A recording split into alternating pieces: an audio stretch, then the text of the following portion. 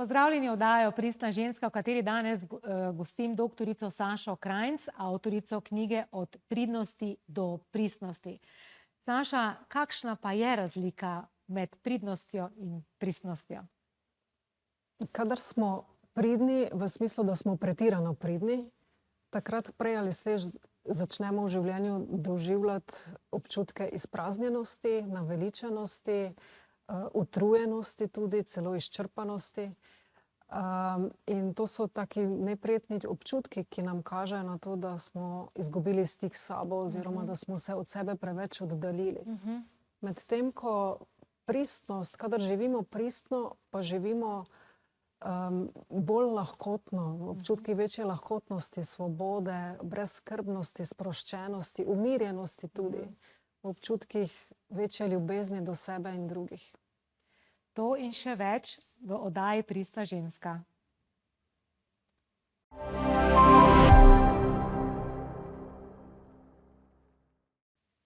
Drage gledalke in cenjeni gledalci, prav lepo pozdravljeni in dobrodošli v oddaji Pristna ženska, v kateri spoznavamo navdihujoče zgodbe žensk, ki zaupajo vase, pristno izražajo sebe in sledijo temu, kar jih globoko izpolnjuje. Odkrivamo, kako svojo edinstvenostjo, intuicijo in pogumom ustvarjajo življenje, ki je v skladu z resnico njihovega srca, ter prinaša dodano vrednost tudi drugim. Zelo sem vesela, da ste danes z menoj po oddaji Pristna ženska gostim izjemno žensko, doktorico Sašo Krajnc, psihoterapevtka, coachinja, predavateljica in avtorica knjige Od pridnosti pristnosti, ki je svojo vsebino ganila, prebudila in upogumila številne, še posebej ženske, vzgojene v prepričanju, da morajo biti dobre, pridne in popolne, pa so zato pogosto pozabile nase. Njeno delo ni zgolj poklic, temveč globoko poslanstvo. Skozi lastno zgodbo preobrazbe in bogato terapevtsko prakso Saša razkriva, kako nevarno je, če v želji po sprejetosti izgubimo stik s seboj in kako osvobajajoče je, ko se ga povrnemo. V svojih predavanjih in knjigi nas vabi k pogumu, da spustimo masko, prepoznamo naučene vzorce in se začnemo vračati k sebi, spoštovanjem, ljubeznijo in resnico. Potrjuje, da prava moč ni v popolnosti, temveč v ranljivosti, ne v ustrezanju, temveč v pristnosti. In ne v tem, da imamo vse odgovore, temveč v tem, da si dovolimo začutiti. Doktorica Saša Krajnc je danes vir navdiha mnogim, ki si želijo živeti polno, svobodno in povezano življenje.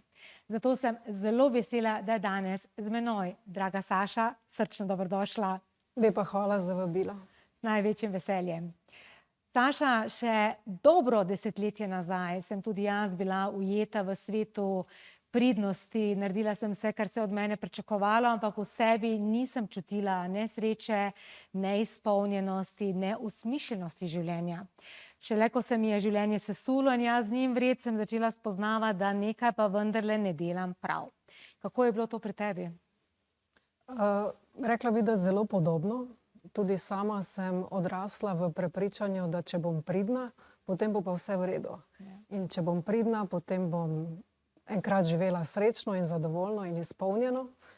In zato sem se zelo, bom rekla, motivirano podala na to pot nizanja dosežka za dosežkom, se trudila v šoli, diplomirala, si našla zaposlitev, vse to, skratka, kar družba nam, bom rekla, servira kot uspeh. Ampak, tako kot sama praviš, tudi mene ta pot ni več s časoma navdihovala, kljub temu, da sem delala delo, ki me je veselilo sicer, ampak na neki točki se mi je zdelo, da sem vedno bolj izčrpana, vedno bolj utrujena, tudi odnosi so me nekako praznili. In vse to je v meni povzročalo določeno bolečino. In ko je postala ta bolečina, navadno reagiramo takrat, ko je bolečina neznosna. Ko je postala na neki točki neznosna, sem se odločila, da se obrnem navznoter, da se podam na to pot in da si začnem zastavljati tista ta prava vprašanja v življenju. Ne samo to, kaj vse bom dosegala, ampak predvsem to, kdo sem. Kdo sem, če ne izpolnjujem svojih vlog. Kdo sem, če nisem vedno pridna in popolna.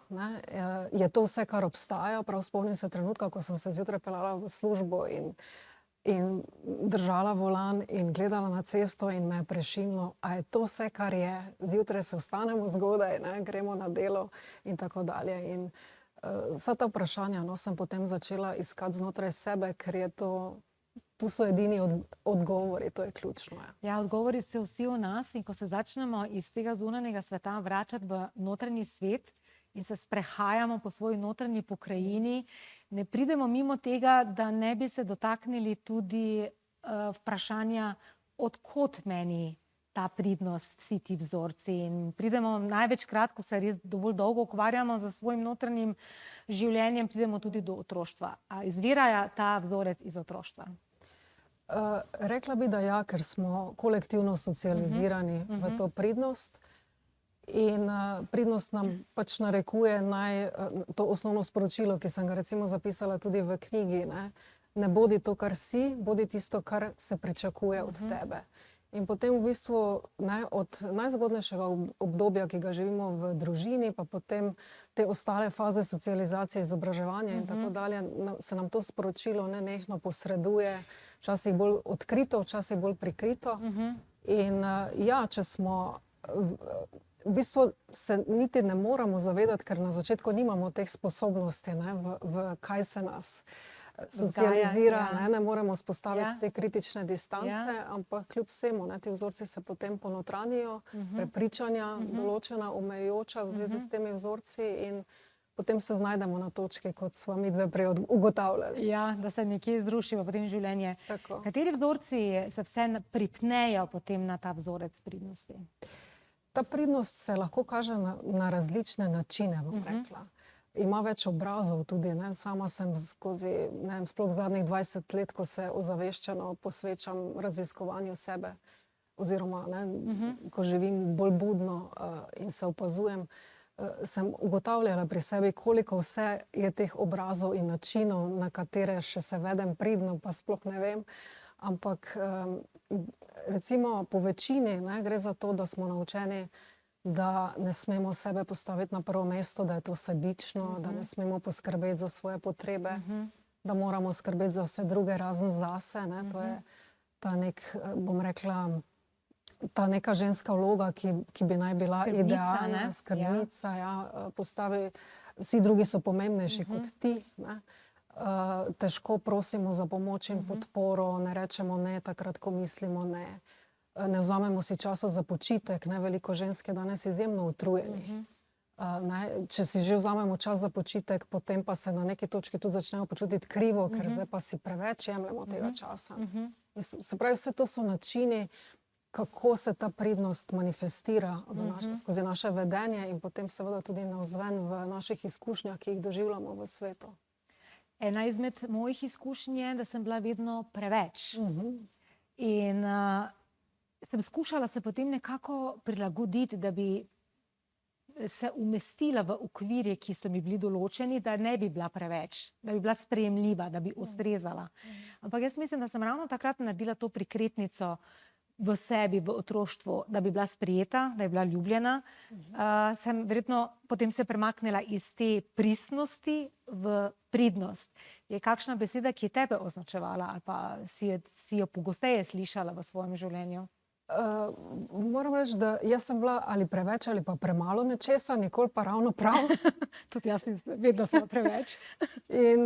Ampak ta preveč je zanimiv, me zelo nagovarja, to, kar si rekla, ker jaz v zadnjem času slišim, da sem pa preveč vidna, da me je povsod preveč. Spet je preveč, ne? In je bilo izrečeno to v takem negativnem kontekstu, moram reči. In potem sem se opazovala, in kaj zdaj to v resnici pomeni, da se ne bi smela toliko izražati. Ampak ravno to, da smo ali preveč živi, preveč glasni, preveč, prijateljica mi je zadnjič rekla, zdi se mi, da sem preveč navdušena nad življenjem. Jaz preveč vidna spet, zdaj ko to knjigo pač promoviramo. Ampak ravno v tem preveč se skriva tisti, bom rekla, sočnost življenja. To je tisto, kar nas dela žive. Pa naš dar se običajno skriva v tistem, kar drugi vidijo kot preveč. Absolutno, Ne, ne. absolutno. In za to živostjo je treba iti, ker je ta živost tista, ki nas usmerja, vsaj po moji izkušnji, na za mene najbolj prave poti. Ne na Strinjam. tiste poti, ki so za druge sprejemljivi, oziroma ki mislijo, da bi jaz morala po njih hoditi. Ja, in potem pridemo ravno do tega protislovja, ne? Iz katerih oči oziroma iz katerega zornega kota smo zdaj preveč? Iz lastnega ali iz zornega kota tistega, ki nas opazuje? Ker običajno tisto, kar oni vidijo kot preveč, je pri njih še neizraženo in naša živost, naša preveč, jih draži verjetno na nek način, ne? Se verjetno sami čutijo potem neko neustreznost? Ja, jaz bi rekla temu negativne projekcije, Ja, mogoče malo ja. po terapevtsko. Obstajajo seveda tudi pozitivne projekcije, ampak stvar je v tem, da so to še vedno samo projekcije oziroma nekaj, kar se v drugih vzbudi, kar jih mogoče zmoti. Zmoti, ja. In potem mislijo, da je problem v meni, na katerega projicirajo, ker recimo tudi to sem doživela, ne, na predavanjih, da sem preveč umirjena. Ne, in potem so ženske prišle k meni in rekle, da so bile čisto živčne, ne, ker pač nisem, ne vem, kaj bi morala na odru pač po njihovem mnenju početi, ampak jaz sem umirjeno predavala. Ampak so potem, ko so tako odkrito pristopile, iskreno, ne, smo se pogovarjali o tem, da dejansko so pa one zelo nemirne. Ne, in da v bistvu jih je ta moja umirjenost na nek način vznemirila. Ne, in spomnila mogoče tudi, da na ta način jaz mislim, da druge s tem, ko si upamo biti to, kar smo in v tej, rečemo temu tudi visoki vibraciji, marsikomu se prebuja to, kar smo se pogovarjali, že preden smo začeli snemati, ne, njegove mogoče bolečine. Ne, tisti deli, ne, v katere še niso pogledali ljudje. Ne, in zato je pomembno, da razvijamo opazovanje sebe, da razvijamo to zavedanje sebe. Samozaznavanje. Ja, ker če ne so nam skozi drugi krivi. Ja, res je. Vedno je potem projekcija na druge in kažemo s prstom na drugega. Tako. O tem se bova pogovarjali še v drugem delu, zdaj pa predlagam en kratek odmor in se k vam vrneva čez nekaj trenutkov.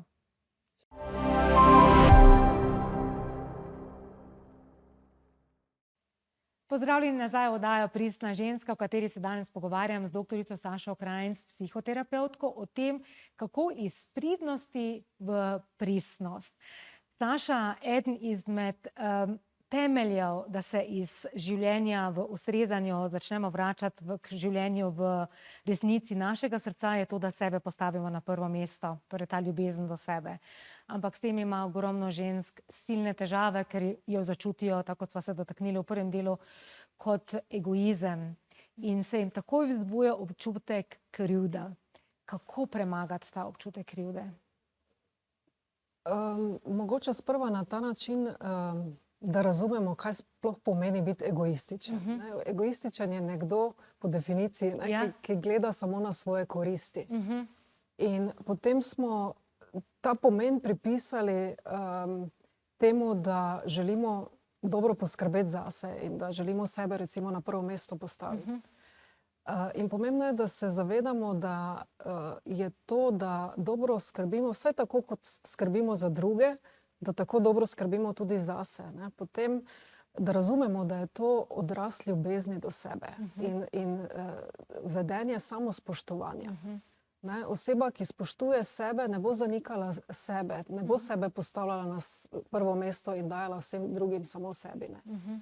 Oseba, ki čuti to, bom rekla, zdravo ljubezen do sebe, bo se spraševala, kaj tudi jaz zdaj rabim, ne? S čem lahko ljubeče poskrbim zase. In če smo šele na začetku te poti, potem se praviloma, bom rekla, obuja krivda. Ne? Krivda se nam obuja v situacijah, kjer pač mislimo, da delamo nekaj narobe. Ne? In mi smo pa bili ravno vzgojeni, da je narobe poskrbeti zase.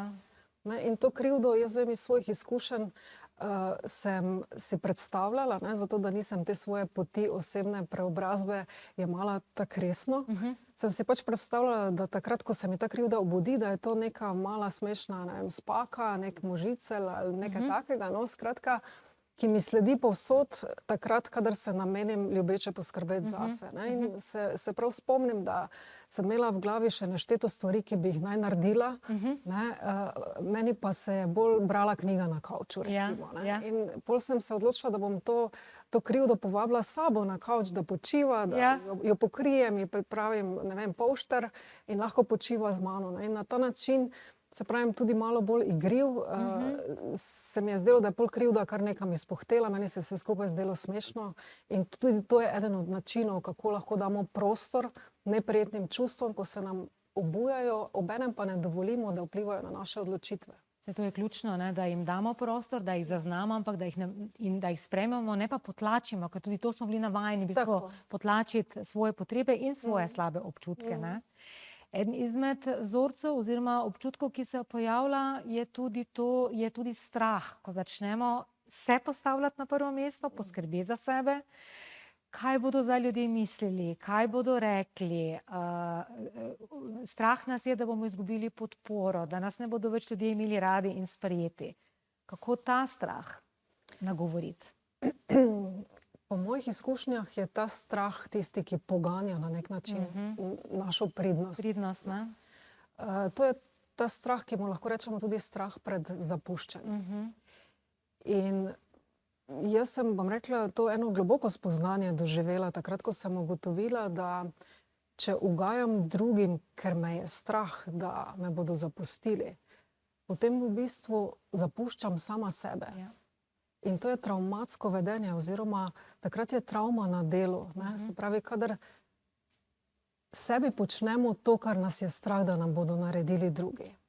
In pravim, to je bilo kar pomembno spoznanje zame, zato ker sem se od tu naprej lahko odločila, da se zavežem sebi in da se preprosto ne bom več zapuščala.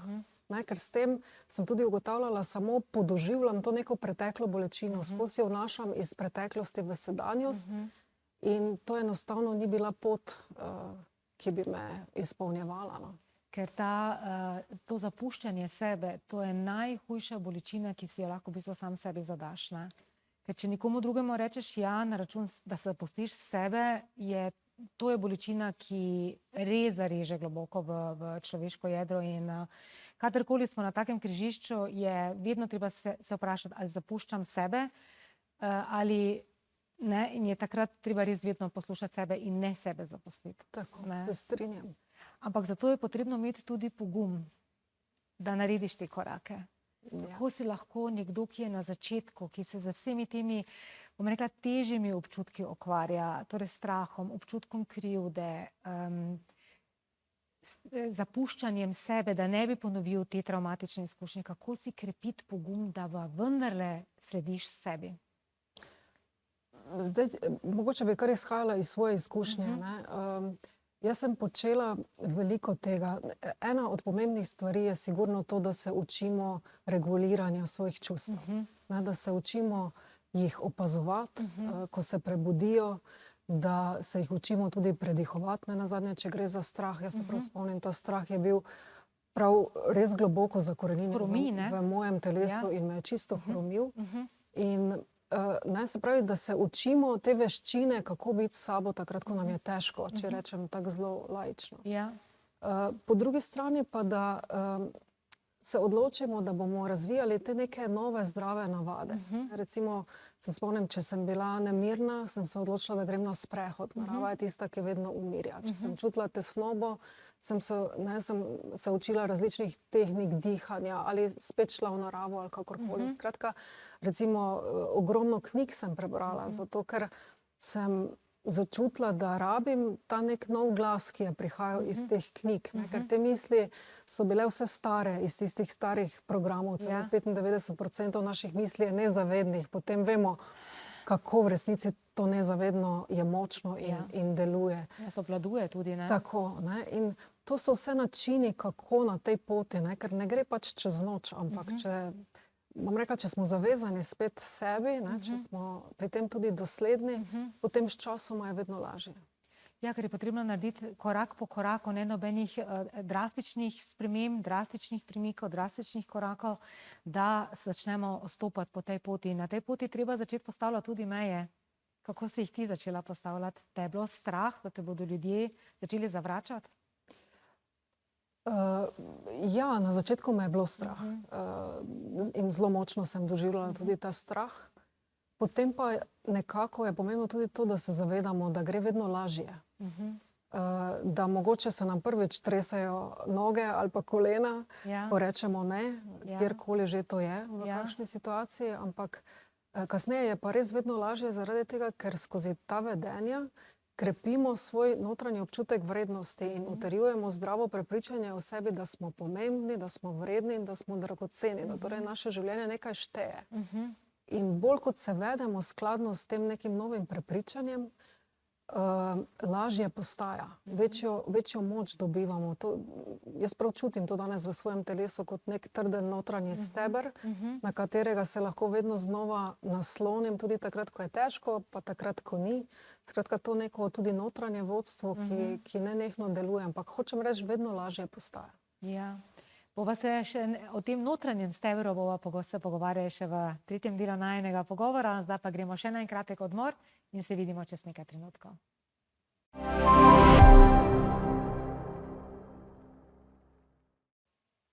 Pozdravljeni nazaj v oddajo Pristna ženska, v kateri danes klepetam z doktorico Sašo Krajnc, avtorice knjige Od pridnosti do pristnosti.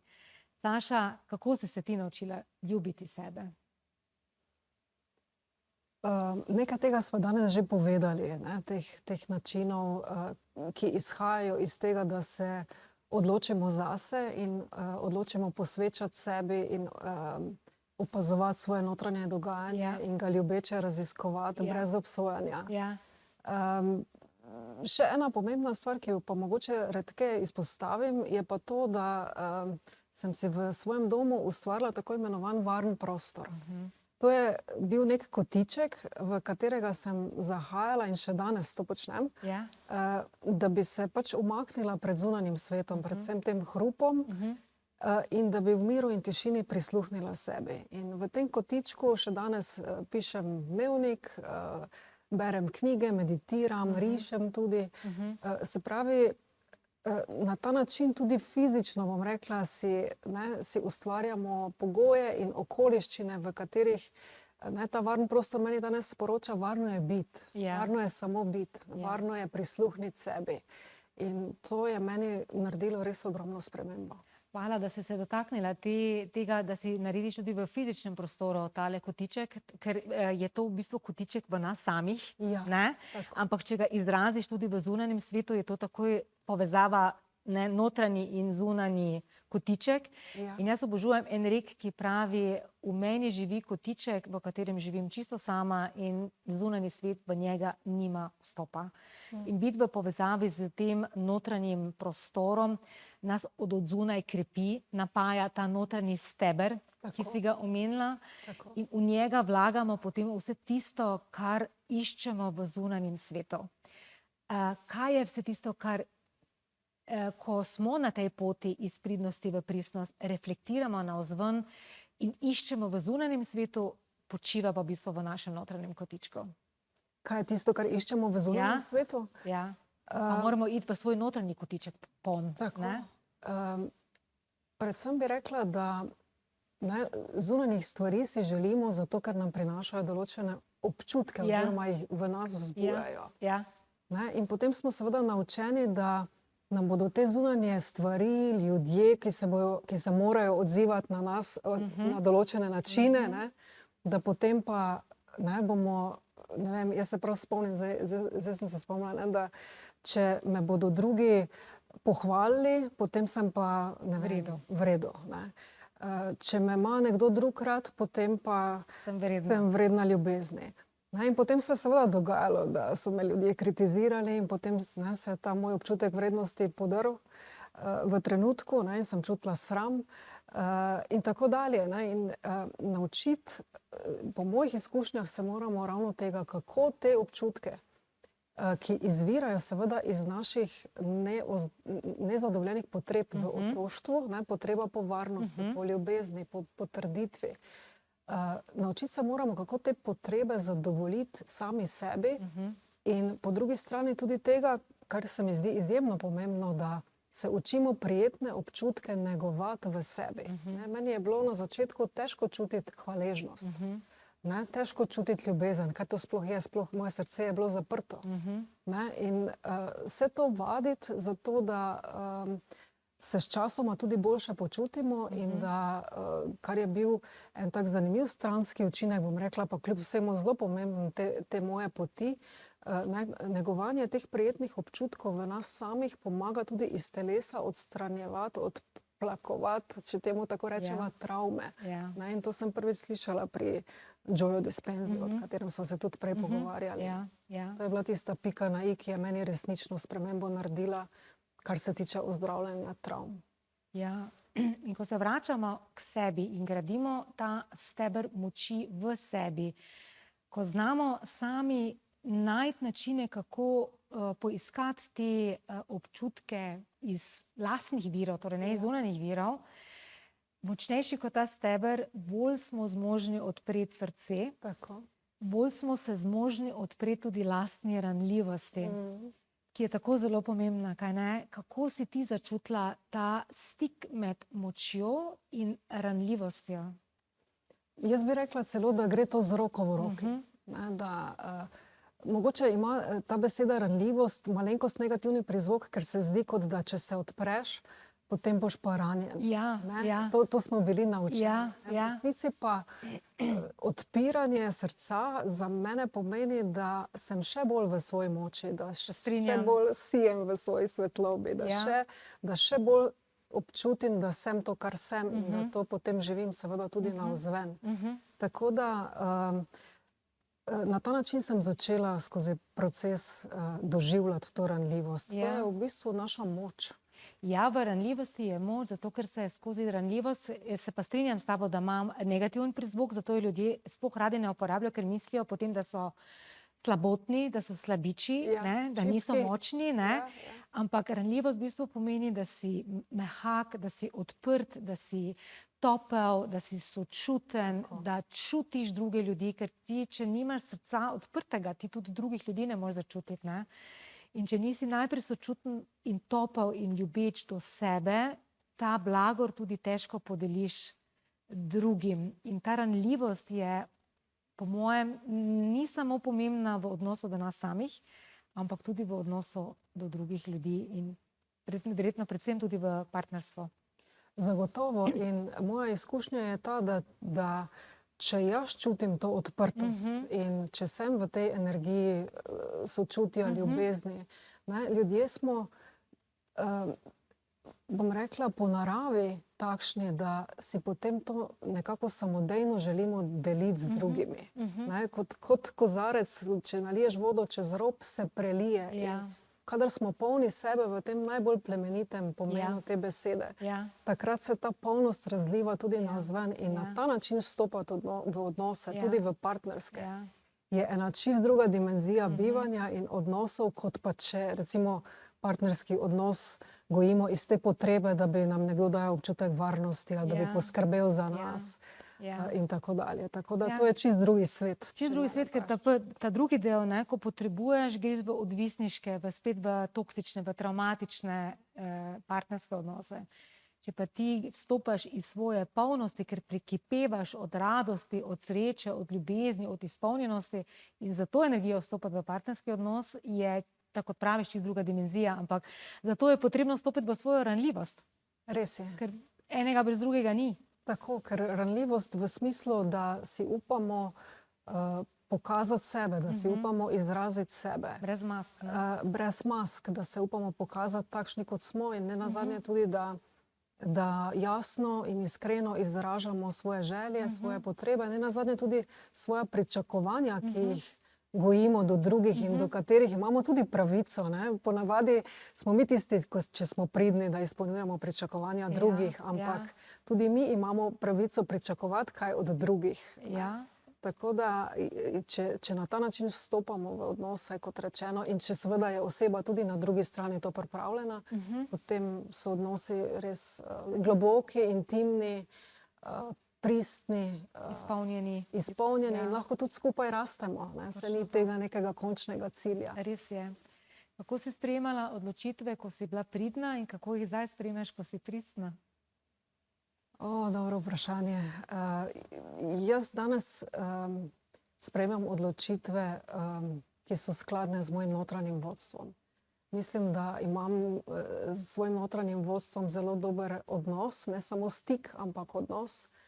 Opažam, da se niti več ne rabim zavestno spraševati, kaj mi zdaj govori moja intuicija, zato ker čutim, da me nenehno vodi. In tudi to je nek novi svet, čist druga dimenzija bivanja, ki mi prinaša ogromno miru, včasih tudi kaj strahu, pa potem čez to krepim pogum, čeprav, kot smo se tudi pogovarjali, ne sprejemam nekih ogromnih, velikih odločitev, ki bi me ne vem kako strašile, ampak vsekakor pa lahko vsak dan sproti naredim tisti en novi korak, na katerega me ta intuicija vabi.